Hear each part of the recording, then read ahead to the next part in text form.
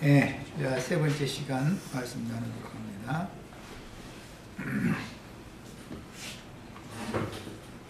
네, 15페이지 마태복음 27장 55절로 56절.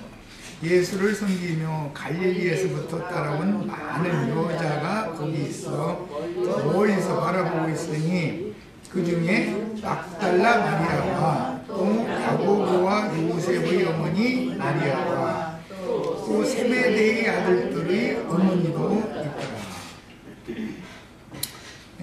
성경은 의도적으로 예수님의 죽음을 목격한 증인들과 부활을 목격한 증인들을 기록하고 있는데, 오늘날까지도 예수님의 죽음에 대한 진리 증거들은 많이 하지만 성경의 의도와 일치하지 않는 예수님의 죽음에 대해서도 큰 오해가 참 많이 있어요. 십자가의 도라는 걸, 십자가 복음을 참 많이 전합니다. 그런데 우리가 계속 나눈 것처럼 세상에 대하여, 죄에 대하여, 율법의 저주에 대하여 완전히 죽게 만드는 게 십자가의 돈 건데, 십자가에서 내려와 가지고 죄악된 세상으로 달려가게 만들고 율법의 저주를 끝내야 된다고 그러면은, 그래도 그렇지, 사람이 선한 사업을 해야 되고 의를 행해야 되고 자꾸 이렇게 하니까 또 그러면 또 그 하지 말라고 말하는 것처럼 또 오해받기가 쉽단 말이야. 또 아니, 선한 일을 해야지요. 옳은 일도 다 해야 되고. 그런데 그것은 인간사에서 일인 것이고, 하나님이 말씀하시는 의롭다 여기신다는 것은 믿을 수 없는 것이지만 아브라함이 믿을 수 없는 중에서 바라고 믿은 것은 의롭다 여긴 것이지, 뭐 아브라함이 무슨 하나님을 위해서 뭐 선한 일을 하고 옳은 일을 하고 그래서 의롭다고 여긴 게 아니거든. 이걸 전하기가 그게 참 쉽지가 않아요, 사람의 관념이. 왜냐, 천연적인 사람으로서 생명과를 먹는 대신 선악을 알게 하는 나무를 먹어놨기 때문에 선하고 그 다음에 옳고라는 것에 대한 그 성경의 의도를 이해를 못하고 있다 해요. 인간 나라에서 인간이 막 잘 살고 잘 되면 그게 선이고, 뭐 예수를 믿어줬더니 예수님이 막 복을 줘서 막 어떻게 되면 그게 선이고 그게 의요. 그러니 도대체 너무나 불쌍한 예수를 믿는 거예요. 그냥 인간들한테 막 나 좀 믿어달라고 싹 막 그냥 막 내가 막 이렇게 나는 열심히 믿어드렸는데 하나님은 나를 향해서 해도 넘어오는 거 아니냐. 막 이 시기니 이거 완전히 이거 하나님하고 싸우자는 것도 아니고 도대체. 그래가면서도 그들의 믿음이 그렇게 또 저희가 믿음이 좋다네 또. 그러니까 이게 전부 세상을 향한 믿음이고 귀신의 믿음이지. 뭐 이제 그 얘기하다 만도 것도 없고, 장사와 부활 이후의 승천, 그리고 그 영의 재림과 교회 건축과 사후세계와 그리스도의 심판대 등에 대해서는 아예 오류를 넘어서 엉터리로 전하고 있어서, 뭐 때문에 그러느냐, 육신의 일, 세상사의 일이 끝나 육신의 생각이 제거되지를 않기 때문에 매사가 다 틀어져 버리는 거야. 자, 이를 바로잡는 증거는 참으로 중요한 증인들이 사명 이후에 쉽지 않은 일이죠. 우리가 지금 이 진리 말씀을 전하고 있는 것이 이게 많은 사람들이 호응해주고 함께 뭐 해준다면야 또 얼마나 좋겠어요. 그런데 또 그랬다가는 아까 저 점심 먹을 때 한 말처럼 나도한 형제도 여기 다음은 몇백 명이라도 왔다가는 또 기고만장해가지고 꼴값을 떨고 다니고 또 그럴 수도 있잖아. 사람이 변질돼갖고. 이제는 그렇게 안 할 테니까 걱정 말고 좀 보내주셔도 그런데 아직도 주님이 난 인간 안 믿는다 아마 그러시는지. 육신의 일에 대해서 이해를 해야만 영의 일에 대해서도 이해할 수가 있는데, 사람의 생각에 따라 천국 복음을 변개시키는 것이 교계의 아주 보편화된 현실이지요. 그렇기 때문에 장사를 위한 무덤에 대한 이해와 무덤에서 일어나는 부활과 하나님의 영광에 참여하는 승천에 대한 이해를 넘어서야만 주와 함께 신부성을 통해서 오는 세상에 재림하여 새 세계를 상속하는 진리를 증거할 수가 있지만, 당장 구속받고 거듭나는 거, 그 다음에 진리의 말씀을 믿어서 구속받고 거듭나고 진리의 말씀으로 양육을 받아서 온전케 되고, 너무나 쉬운 용어지만 이거 하나를 받아들이려고는 않는 것이죠. 예수를 믿어서 예배당 열심히 다녀서 11조 헌물 잘 냈으니까 하나님이 나에게, 내가 하나님을 그렇게 믿어줬으니까 하나님도 나에게 보답을 해야 될 거 아니야. 이 시기거든. 그러니 이 사람을 무슨 죄지로 바꿔놓느냐고. 이게 언제부터 인간들이 하나님하고 거래를 그렇게, 무슨 밀수입 보는 사람들도 아니고. 마태는 십자가의 산 증인들을 소개하고 있는데, 막달라 마리아, 또 야고보와 요셉의 어머니 마리아, 세베대의 아들들의 어머니, 이런 사람들을 이제 소개하고 있는데, 그런 사람들은 그 당시의 사회적인 관습으로 보자면 빈천한 신분에 속했던 사람들이지, 뭐 왕족이나 대제사장의 부인이나 이런 사람들이 아니죠. 예수님을 따라다니는 사람들을 볼 때는 꼭 우리 윤자매님, 한자매님, 한자매님 같은 사람만 따라다니면 장관 부인이라도 되고 무슨 별 100개짜리 부인이라도 되고 하는 사람들이 모여야 도대체 거기에는 뭐가 있는가 보다 그러는데 뭐 입밖에 말을 못해 도대체. 뭐 잘하는 게 있어야 말이지. 어느 정도라도 웬만해야 말이지 도대체. 주님만 자랑하라고 그런 거죠.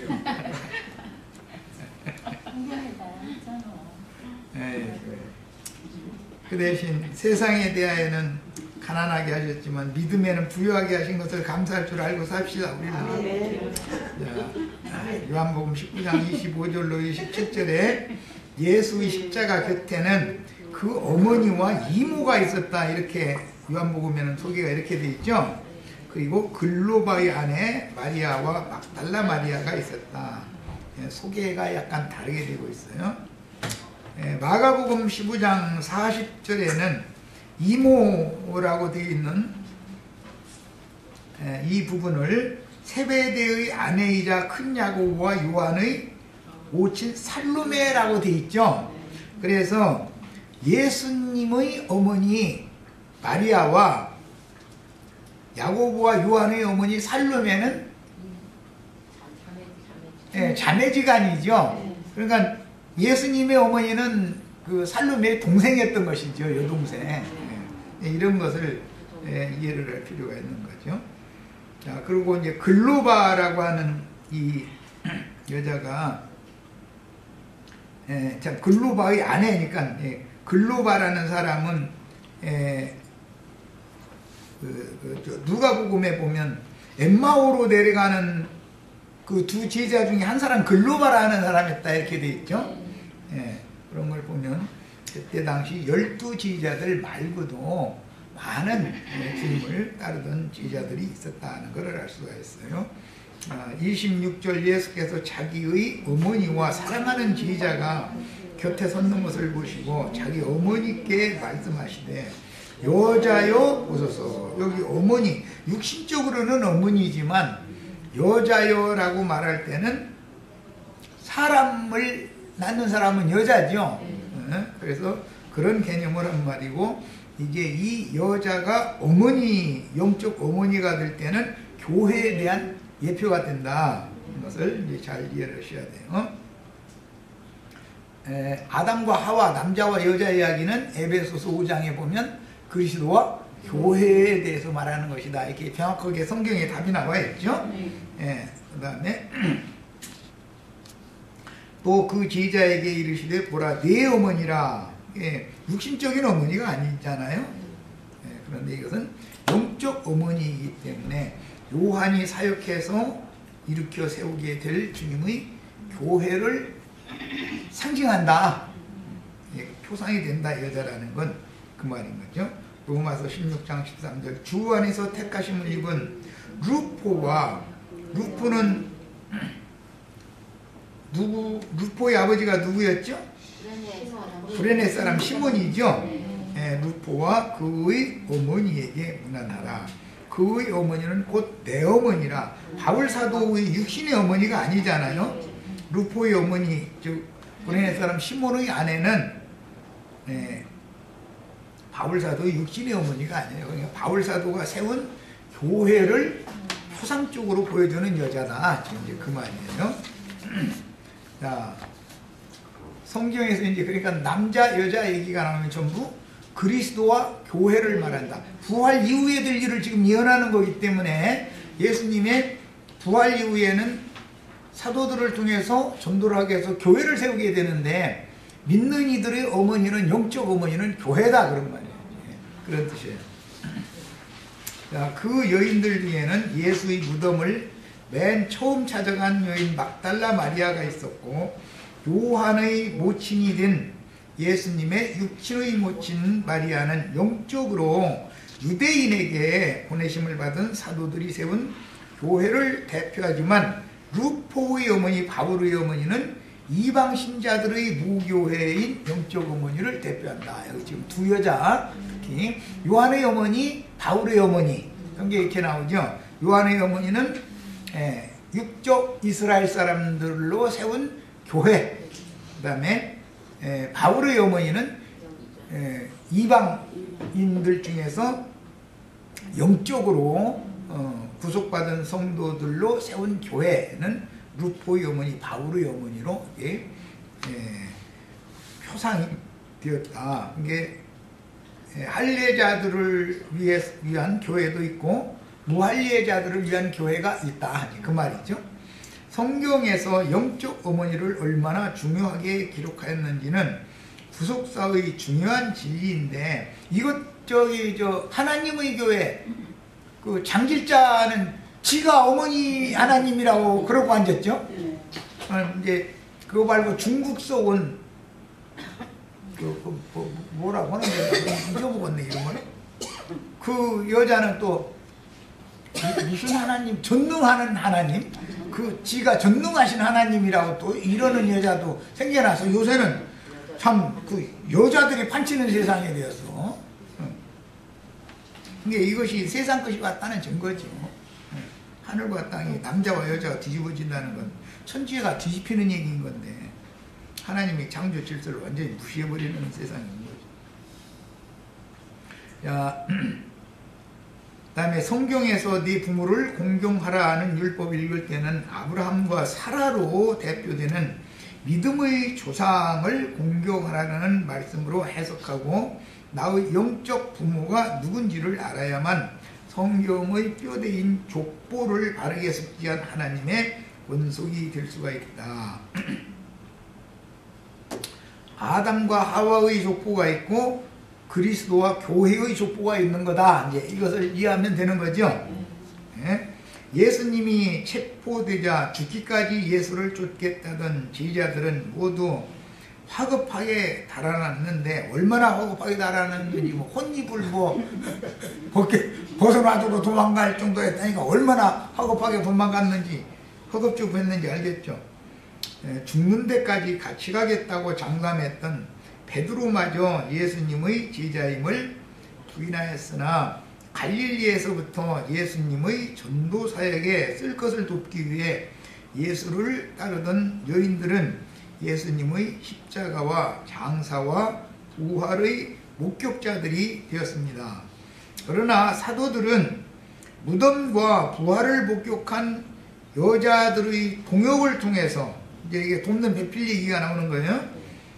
수의만 남겨두신 무덤에는 수의만 남겨뒀죠. 이 수의라는 것은 죽은 사람의 옷이잖아요.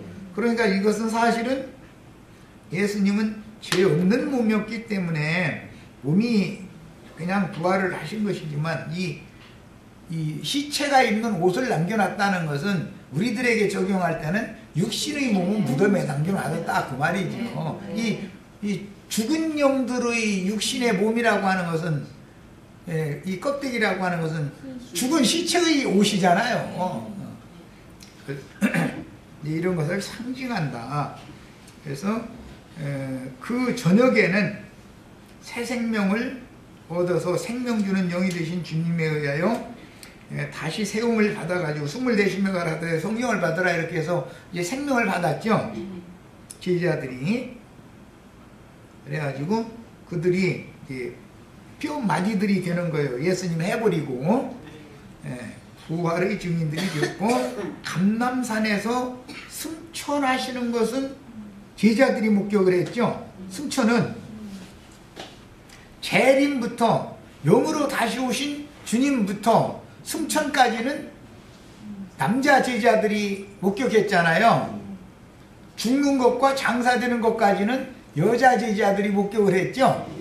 이런 것을 잘 이제 그 연결성을 잘 가지고 이해를 하셔야 돼요. 자, 오순절 때는 예루살렘의 다락방에서 능력의 영으로 재림하신 주님께 생명의 능력을 덧입은 후에 전도사역으로 교회를 세우는 하나님의 동역자로서 지혜로운 건축자들이 되어 주님의 예언과 같이 증인 순교자들로 남은 일생을 마치고 주님의 품에 데려가심을 받아 주님과 같이 두 팔을 벌리고 발을 모으는 죽음으로 하나님께 영광을 돌렸습니다. 이게 이제 주님이 앞서가신 그 길을 제자들이 끝까지 따라간 것을 여기서 이제 성경이 제시를 하는 거예요. 이 수가 채워져야 되는데 우리가 이 수에 들어가는 것을 우리는 추구를 하는 거예요. 기독교계는 이 수에 들어가는 것이 아니라 세상에 잘 먹고 잘 살다가 육신의 죽음 없이 뿅 하고 휴거돼서 좋은 데로 가는 그거 추구하고 있죠. 그런데 우리와는 너무 다른 신앙, 출발이 다르니까 결과도 다 다른 거예요. 과정. 오늘을 사는 우리도 사도들이 주님의 길을 끝까지 따른 것과 같이 그 영의 인도를 끝까지 따라서 순교자들의 수를 채우는 절대 헌신자들로 세움을 받아서 하나님의 뜻을 순종하며 하나님의 새 창조일을 마무리하는 7 영들이 되어야만 주님이 십자가에서 단번에 다 이루신 구속사를 경륜적으로 완성하는 종들이, 증인들이 될 수가 있습니다. 자, 일단은 이제 이 말씀 여기까지 해서 마치고 오늘 남은 시간과 내일 일요일 집회 때 나누게 될 믿음의 의를 확증하는 할례에 대한 이제 말씀을 나누려고 그래요. 왜냐하면 예수님이 십자가에서 못 박혀 죽으실 때 내가 다 이뤘다라고 하시고 그 영이 아버지께로 돌아가시니까 이에 성소의 휘장이 위로부터 아래까지 찢어져서 둘이 되었다. 이 말씀이 이게 할례를 말하는 거기 때문에 믿음의 적용에서는 영적 할례죠. 손할례가 아니라 이걸 말하는 거기 때문에 살펴볼 필요가 있어서 이걸 연결을 해서 말씀 나누려고 그러는 거예요. 자, 창세기 17장을 가서 읽겠습니다. 할례의 언약을 맨 먼저 받은 믿음의 선진이 아브라함이죠. 아브라함 때 할례의 언약을 받고 할례를 받으면 아브라함이 되는 거죠.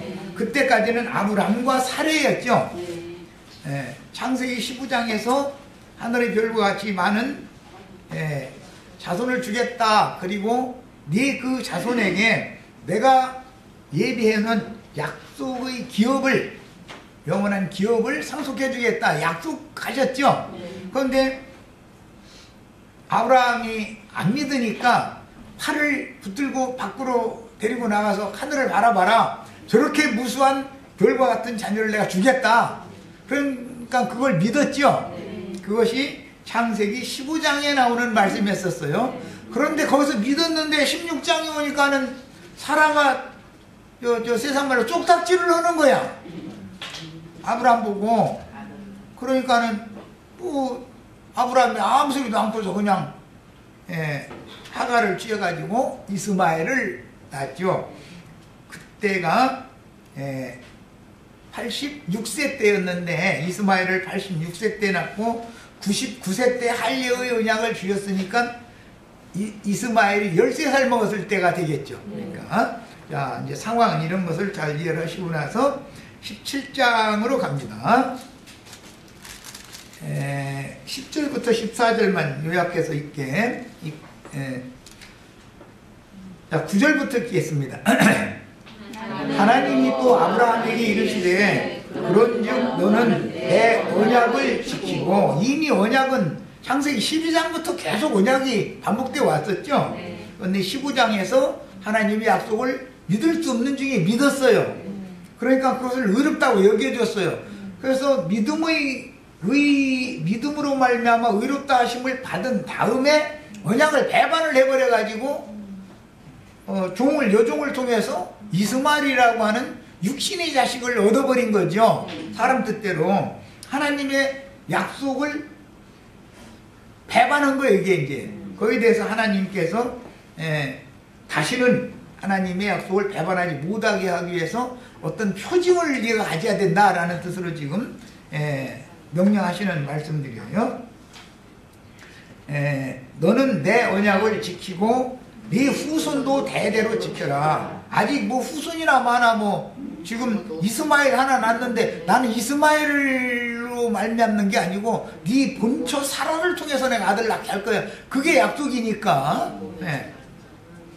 너희 중 남자는 다 할례를 받으라. 이것이 나와 너희와 너희 후손 사이에 지킬 내 언약이라. 그러니까 믿음의 언약이 할례의 언약으로 다시 바꿔졌죠. 이제 이것은 범법함을 인하여 법이 더 주어지는 거죠.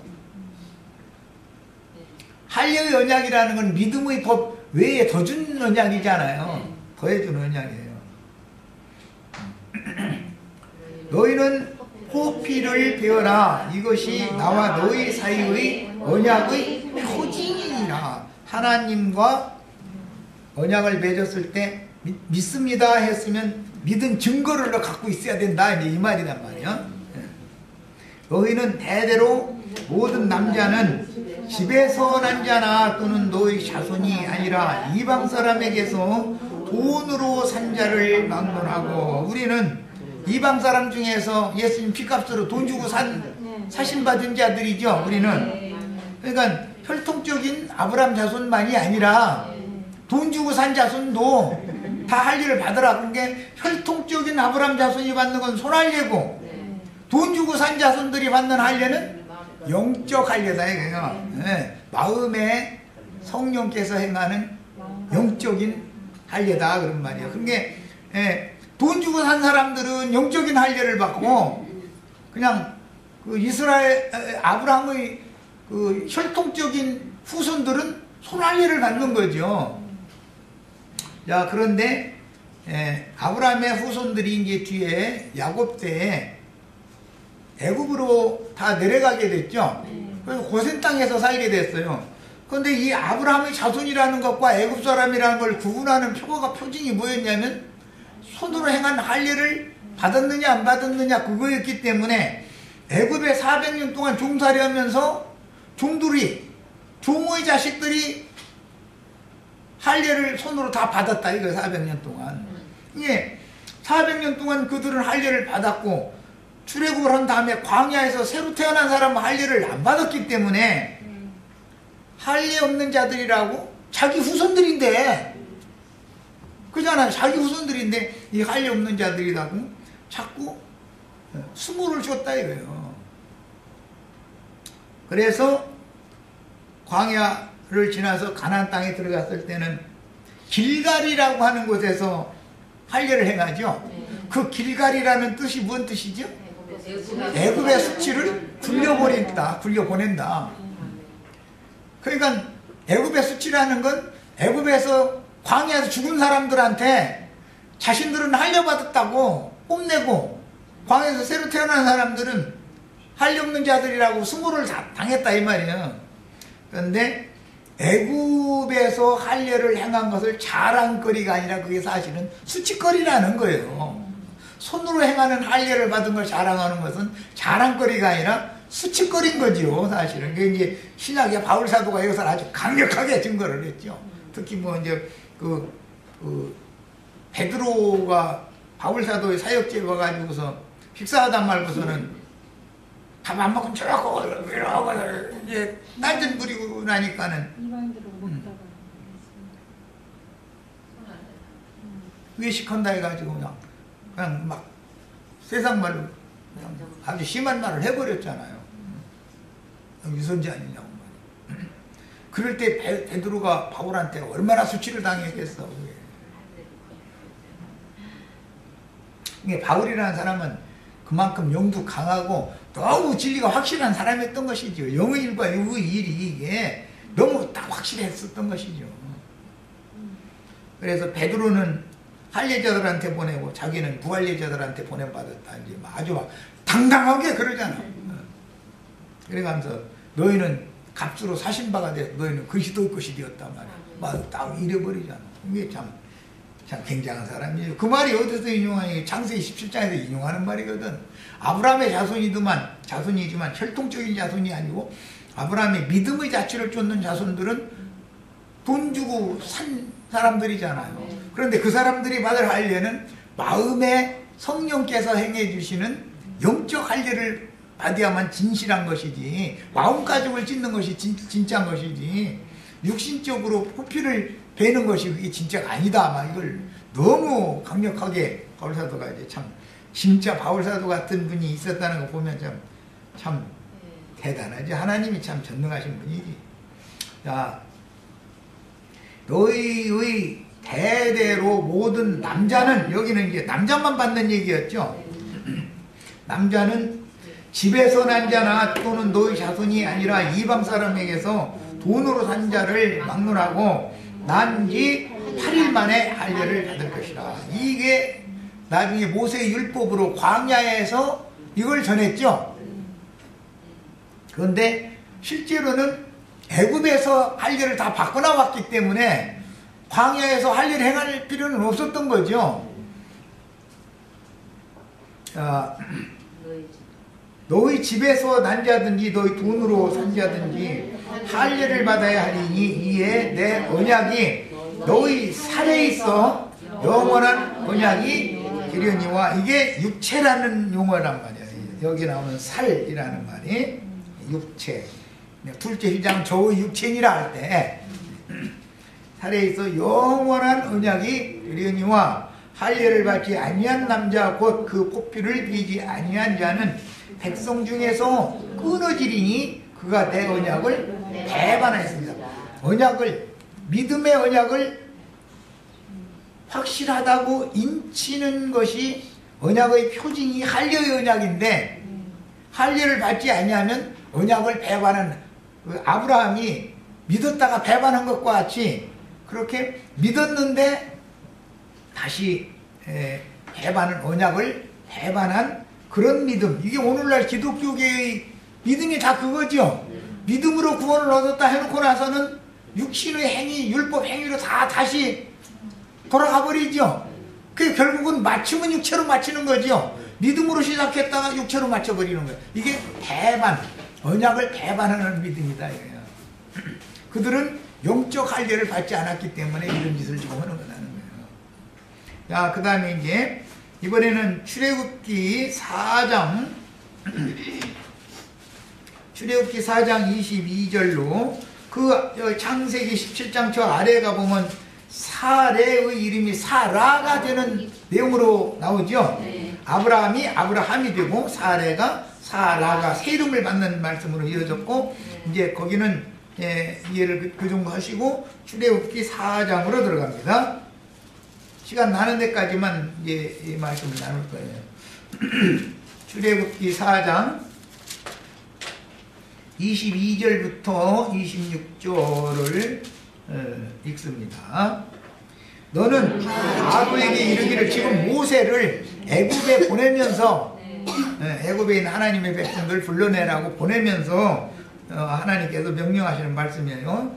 호렙산에서 이제 불꽃 가운데 이 말씀을 주신 거죠. 보내면서 하시는 말씀이에요. 여호와의 말씀에 이스라엘은 내 아들 내 장자라. 이스라엘 12지파가 하나님의 장자라는 거예요. 장자라는 말은 맏아들이다 그 말이죠. 첫 만물 첫것. 내가 네게 이르기를 내 아들을 보내줘. 네게라는 건 바로에게를 말하는 거예요.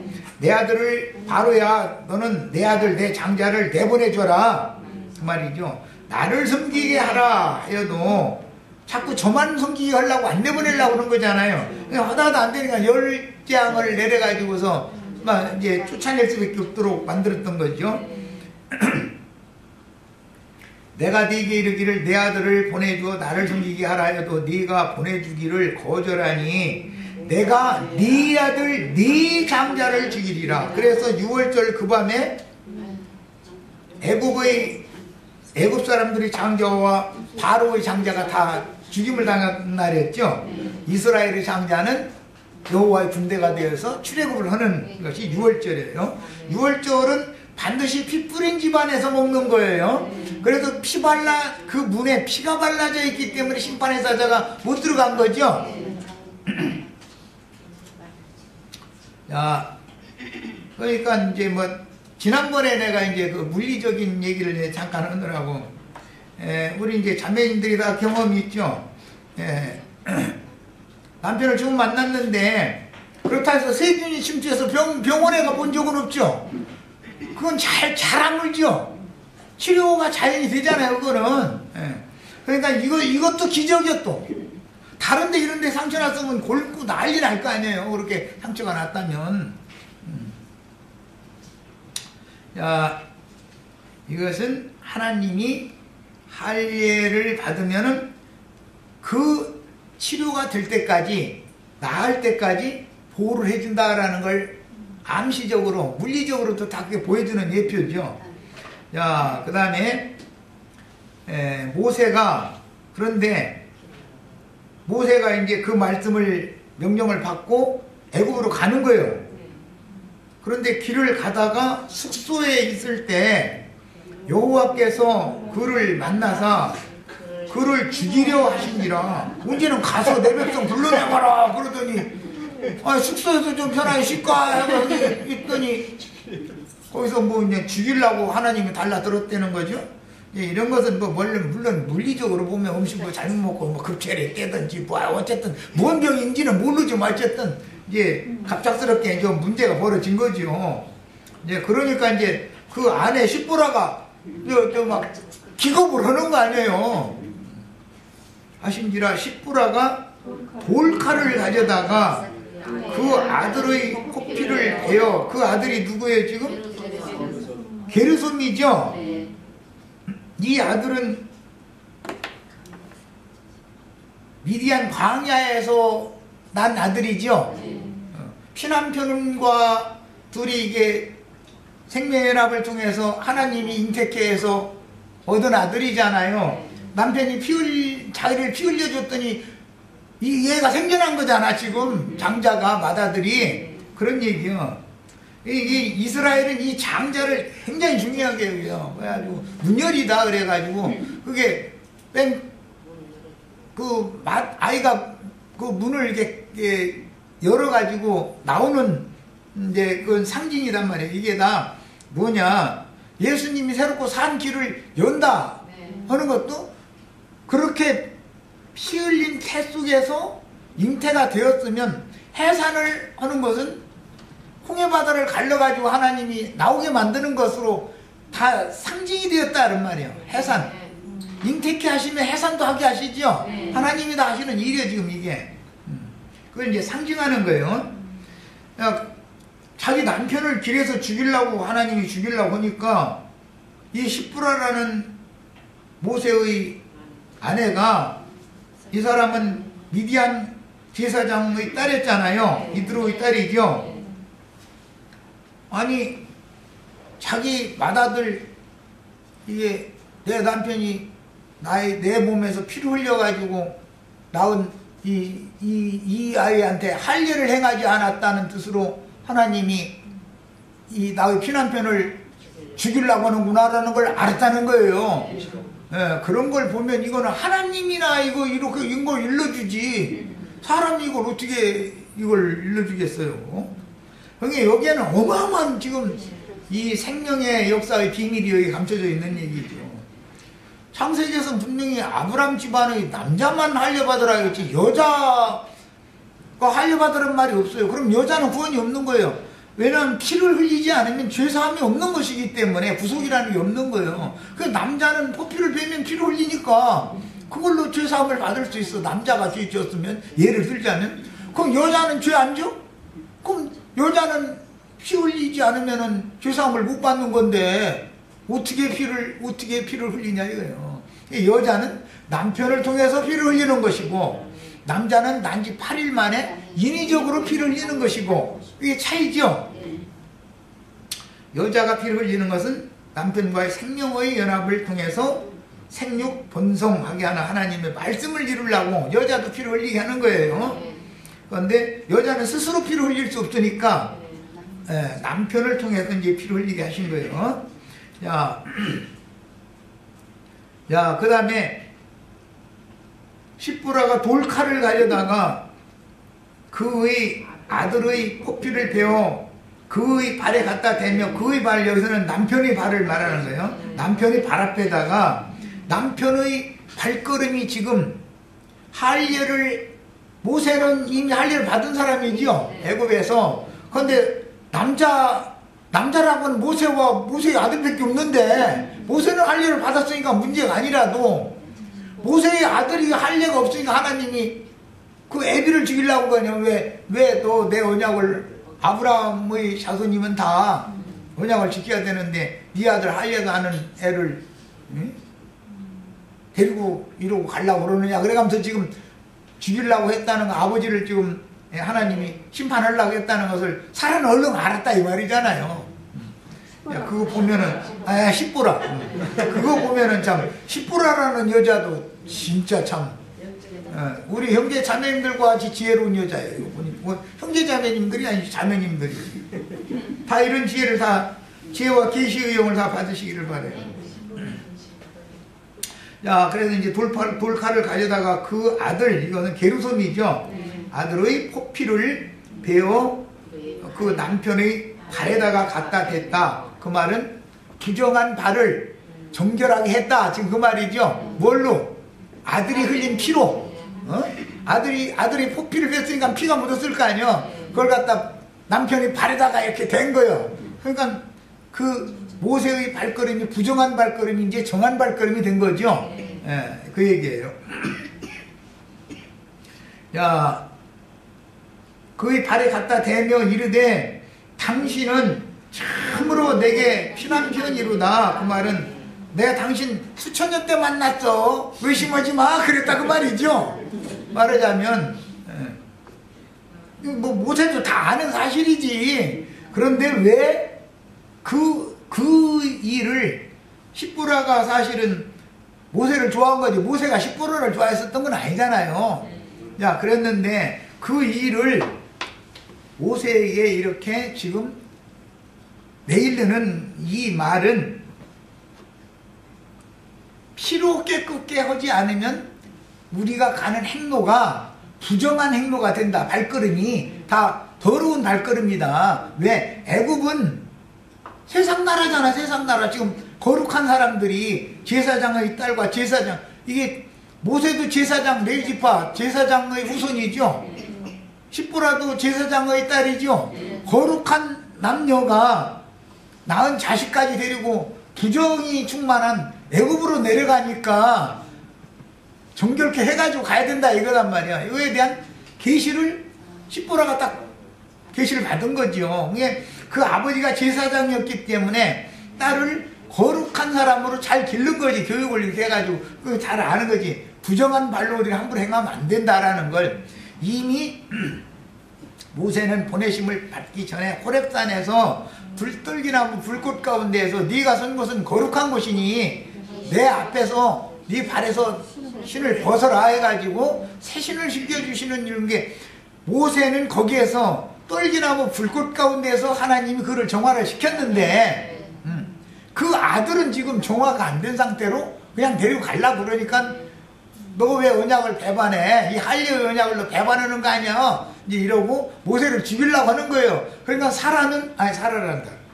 십보라는 그런 모든 정황을 얼른 계시를 받아가지고 이것은 우리 남편의 발걸음을 정결하게 하려면 피를 가지고서나 정결케 할 수밖에 없다는 걸 알고 나서는 자기 맏아들 피로 맺은 그 이제 생명의 혼인 약속이라고 하는 것은 그게 사실은 이제 변할 수 없는 약속인 것이기 때문에 소금 언약이라 그래가지고 그 약속의 자식인데 약속의 자식에게서 피를 흘려가지고 남편이 발에다가 딱 갖다 댄 거예요. 그게 남편이 발이 부정한 발이 되지 않도록 지금 한 거단 말이야.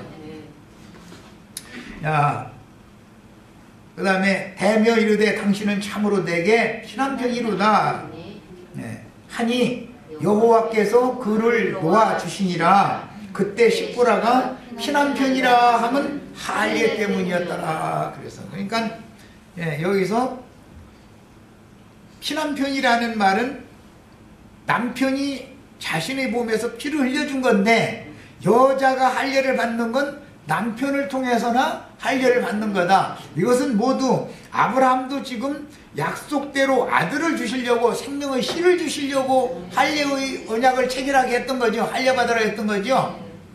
사라가 새 이름을 받으면 사라를 통해서 아들을 낳게 해주려고 씨를 주시려고 그런 거잖아. 야, 남편을 통해서 아내가 피 흘림을 받으면 그 목적은 뭐예요?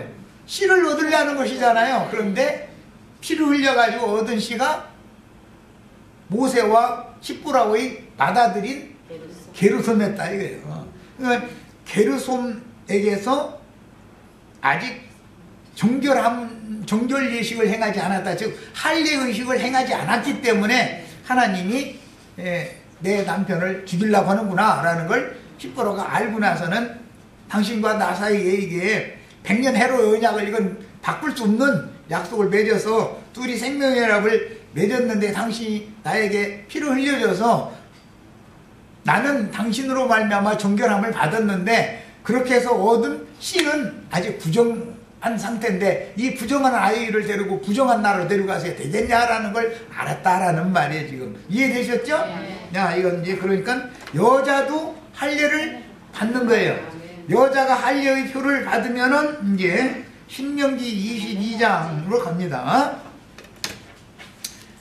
남자가 할례를 표를 받으면은 그 포피를 잘라낸 자리에 이게 흉터가 이렇게 아무런 자리가 남게 마련이죠. 죽는 날까지. 야, 그런 것처럼 여자도 반드시 할례를 받은 표를 가지고 있어야 된다 이거예요. 남자는 뭐 밖으로 이렇게 다 드러나니까 상관없지만 여자는 안으로 있는 문제지 이제 여자는. 그래서 이게 마음에 성령께서 행하는 영으로 영적인 표시를 여자는 갖고 있어야 된다 이거예요. 성령의 인침을 믿는 성도들은 마음에 속에 이게 간직을 하고 있어야 되는데 바울 사도가 그걸 흔적이라고 표현을 했죠. 나는 예수의 흔적을 가지고 있다. 예수님 십자가에서 단번에 다 이루신 그 흔적을 바울은 이제 흔적으로 갖고 있었어요.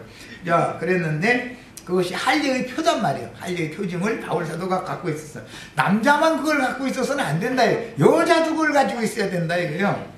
자, 신명기 22장 17절로 20절 읽고 마치겠습니다. 이후의 말씀은 내일 모레 나누도록 하겠습니다.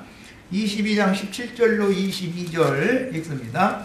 여자도 반드시 할례의 표징을 가지고 있어야 돼요. 할례 받았다는, 피 흘렸다는 표징이 있어야 되는 거예요. 여자도. 자, 신명기 22장 17절부터 20절을 읽습니다.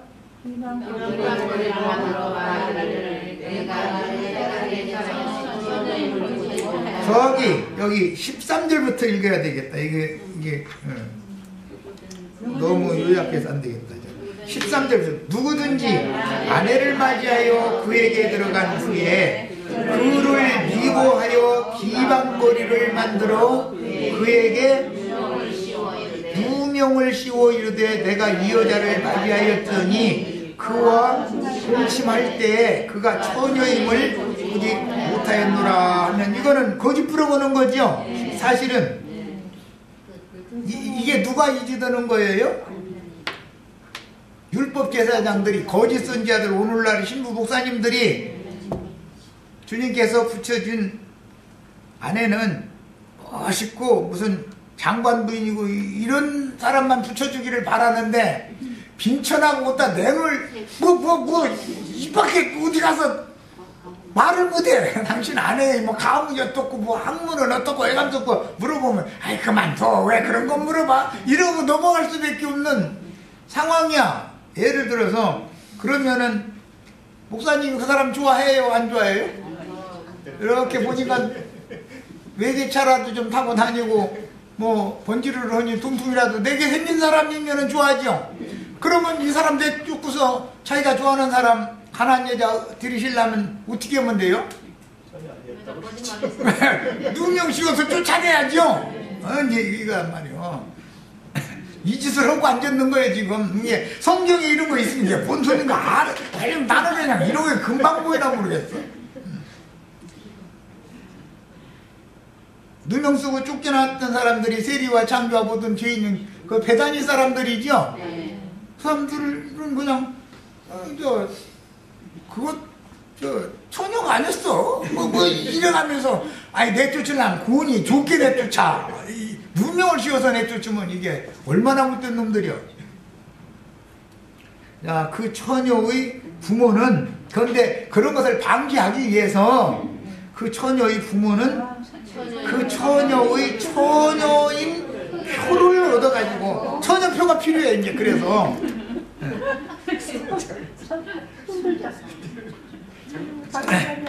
분명히 그러니까 시집을 가면 첫날 자리옷이 아주 깨끗한 흰천으로 되어 있는 천을 바다에다 깔고 이제 자리옷을 깔고 자게 되는 거예요. 일부러 그게 히브리인들의 습관이다, 이게 관례다 이거요. 왜 그래요? 거기다 처녀표를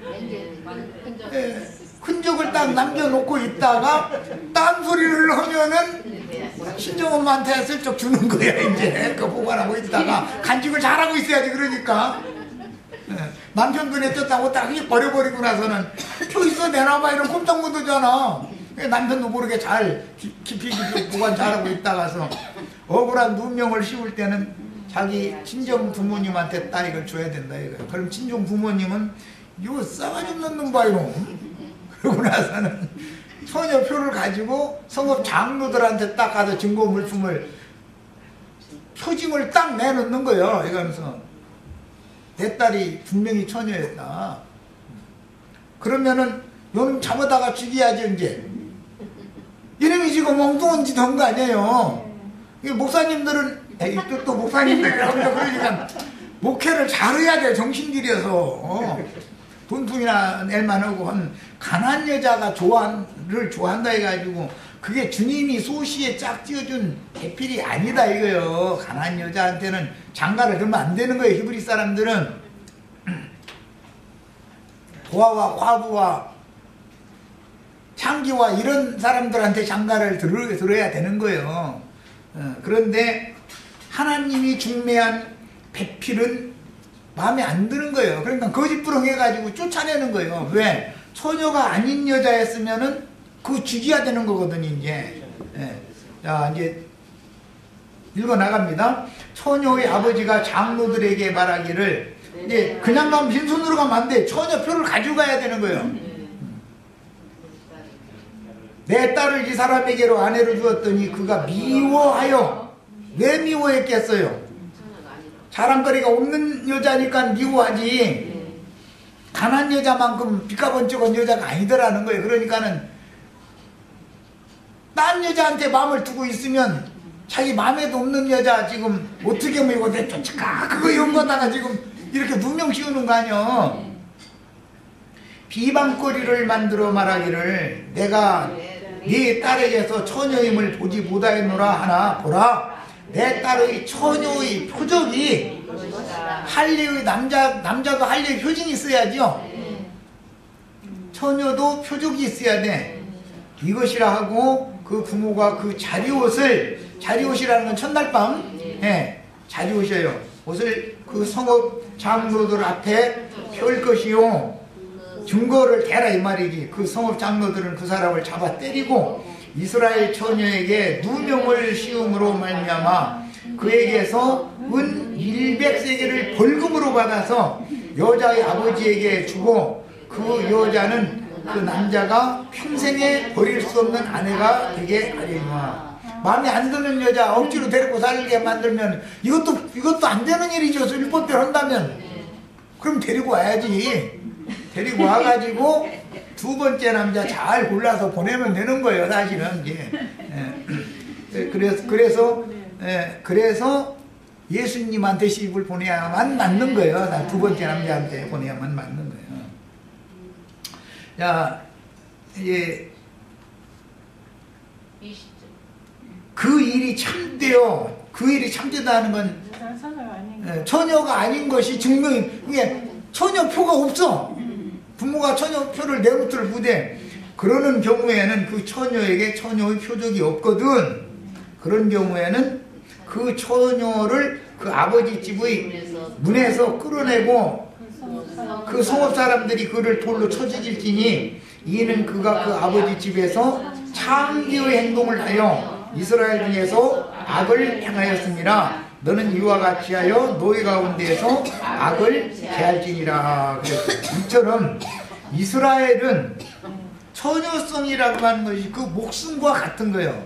처녀성을 잃고 그 남편을 속이고 시집을 가면 죽는 거예요. 그거는. 그러니까는 뭐 처녀성을 지켜야 되는 것이지 어떻게든지 해서 이제 이것은 비유다. 그래서 이제 우리는 바울 사도가 이미 원수들에게 더럽힘을 받은 여자지만 예수님의 피로 씻어서 처녀로 바꿔놓는 거죠. 회개하고 돌이켜서 구속을 받으면 정결한 사람으로 의롭다 하심을 받으니까 처녀로 인정을 해주기 때문에 주님의 배필이 될 처녀라는 것은 구속받은 사람이다. 피로 씻은 사람들이다. 씻음 받은 사람들이다. 그런데 이렇게 해서 이 큰 은혜를 입었으면 정결을 끝까지 이제 지켜야죠. 그래야 시온산에서는 14만 4천에 들어갈 수 있는 거예요. 자, 오늘은 일단은 여기까지만 해서 마치겠습니다.